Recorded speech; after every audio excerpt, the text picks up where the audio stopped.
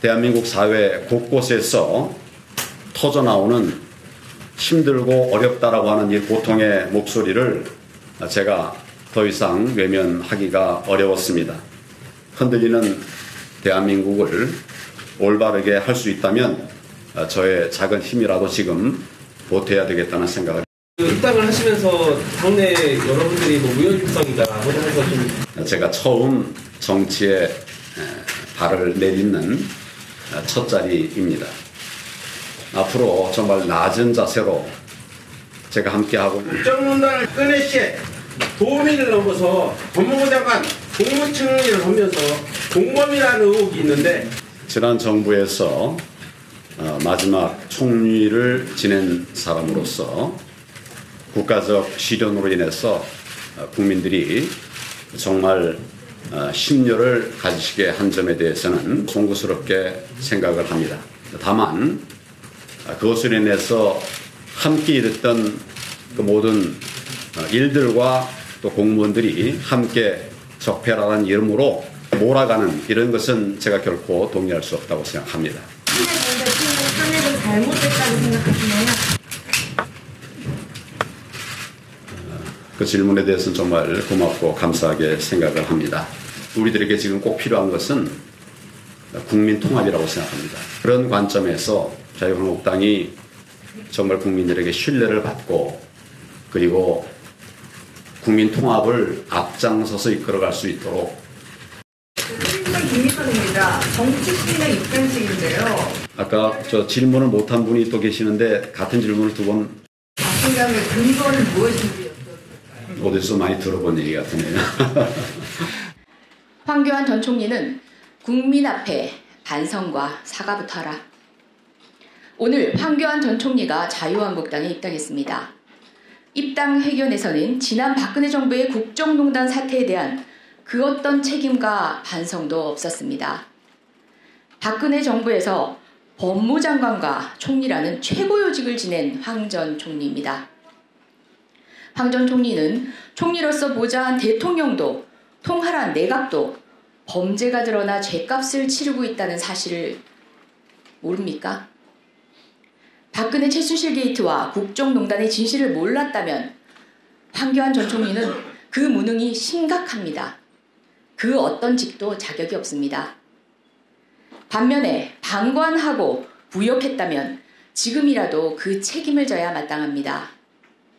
이런 황 전 총리가 이런 방구의 반성이나 사과도 없이 나라의 근간이 무너졌다. 대한민국의 미래가 보이지 않는다. 과거에 집착해서는 안 된다며 밝은 미래를 만들어가야 된다고 선언을 했습니다. 나라의 근간을 무너뜨리고 한 치 앞도 보이지 않는 위기로 몰아넣었던 당사자 입에서 나올 말입니까? 이처럼 무능하고 무책임한 정치인이 권한을 가질수록 국가와 국민에게는 너무 큰 해악이 된다는 사실을 경험한 것은 지난 박근혜 정부의 경험만으로도 차고 넘칩니다. 박근혜 정부의 실정으로 파탄났던 대한민국은 촛불에 힘입어 이제 겨우 희망을 더하고 있습니다. 다시 세상에 드러난 황교안 총리에게 국민들이 묻습니다. 박근혜 정부의 법무장관, 박근혜 정부의 총리, 반성과 사죄가 먼저입니다. 안녕하십니까. 바른미래당 대변인 김정아입니다. 황교안 전 총리와 관련하여 논평을 발표하겠습니다. 나라는 난국, 황교안 전 총리의 인식은 망국. 황교안 전 총리가 자유한국당 입당식을 가지고 지금 대한민국엔 미래가 보이지 않는다고 평가한 뒤 통합의 정신으로 갈등을 해소하겠다고 발언했습니다. 과거로 회귀하려는 사람이 미래를 논하는 꼴입니다. 갈등을 부추기는 사람이 통합을 논하는 꼴입니다. 황 전 총리는 나라의 근간을 무너뜨리고 국가 혼란을 불러온 당사자 가운데 한 명입니다. 무슨 명분으로 입당하는 것입니까? 황 전 총리는 대한민국 최초 비선실세 정부의 총리였습니다. 기회주의자의 전형일 뿐입니다. 최소한의 염치는 챙기십시오. 진정한 반성과 사과 없이는 그저 친박 아이돌로 만족해야 할 것입니다. 나라 상황이 총체적 난국이라고 말한 황 전 총리에게 묻겠습니다. 전 정권의 총체적 난국에 한몫한 사람이 아닙니까? 나라는 난국, 황 전 총리의 인식은 만국입니다. 이번 기회에 황 전 총리에게 계명을 권합니다. 황교안보다 황교만이 자신의 정체성에 부합해 보입니다. 이상입니다. 황인환 대변인 최성규입니다. 황교안 전 국무총리가 자유한국당 입당 기자회견을 열었습니다. 이 자리에서 황 전 총리는 안보를 걱정하는 분들이 늘어나고 있다고 했습니다. 그러나 실은 안보 파리로 먹고 살았던 황 전 총리의 주변에서 다가올 평화를 걱정하는 사람들이 늘어나고 있는 것은 아닌지 의문입니다.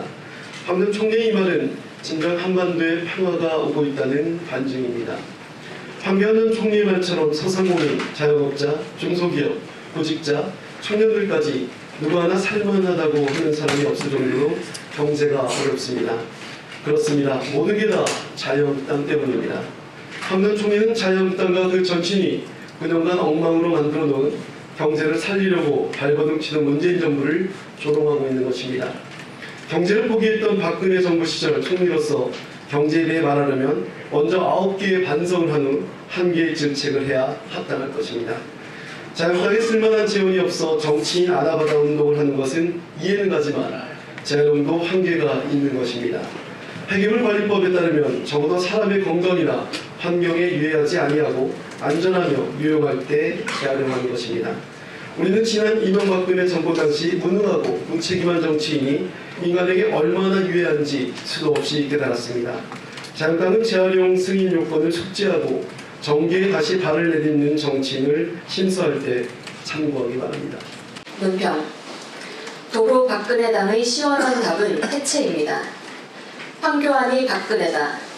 박근혜를 권장해서 끌어내린 국민들이 촛불 광장에서 외쳤던 구호입니다.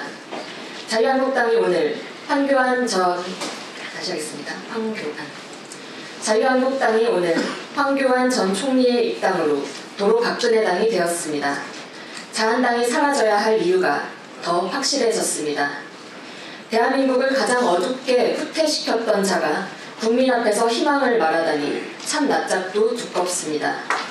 박근혜 정권의 국무총리와 법무부 장관을 지낸 국정농단의 공범이자 주범, 박근혜 전 대통령의 지시로 통합진보당을 해산시킨 민주파괴 행동대장, 세월호 참사와 국정원 대선 개입 수사에 외압을 가해 진실을 침몰시켰던 범죄자, 국정교과서를 추진하고 사드 배치를 강행한 친일 친미 구역자 아닙니까? 박근혜 일당과 함께 목살이를 하지 않는다고 면죄부가 주어진 것은 아닙니다.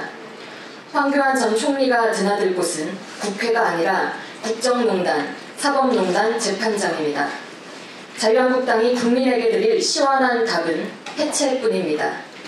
황교안 전 총리와 자유한국당은 적폐청산이 끝나지 않았음을 명심하고 조용히 심판을 기다리길 바랍니다.